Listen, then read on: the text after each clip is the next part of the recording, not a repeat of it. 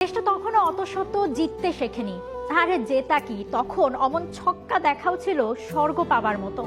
সেদিন ভারতকে হারানোর সেই উল্লাসে সবার এক কথা ছিল, ছেলেটা কি মারলো রে জাহির খানকে, কি ফিয়ারলেস ক্রিকেট, ডয় ভর নাই নাকি, তাও আবার 17 বছর বয়সের এক ছোকরা। জানেন তামিম, আপনার সেই ছক্কার চর্চা গ্রামের চায়ের দোকান থেকে মা চাচিদের হেসেল অব্দি গিয়েছিল।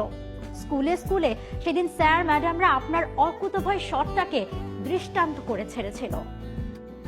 তখনকার ক্রিকেট ভক্তরা অঙ্ক গোনা শুরুই করত 3-4 থেকে, কারণ 1-2 তো আসে আর যায় অবস্থা। সেখানে ওপেনিং এ টেকা যায়, খেলা যায়, শতক দ্বিশতক করা যায়। বাংলাদেশ এ তো আপনাকে দেখেই জানলো। 17 বয়সের সেই দুঃসহ সময় থেকে এরপর আপনি পাড়ি দিলেন পরিপক্ক হতে। তখন বাংলাদেশ দেখলো আরেক তামিমকে। এ তামিম দিতে শুরু করলো আস্থা, ভরসা।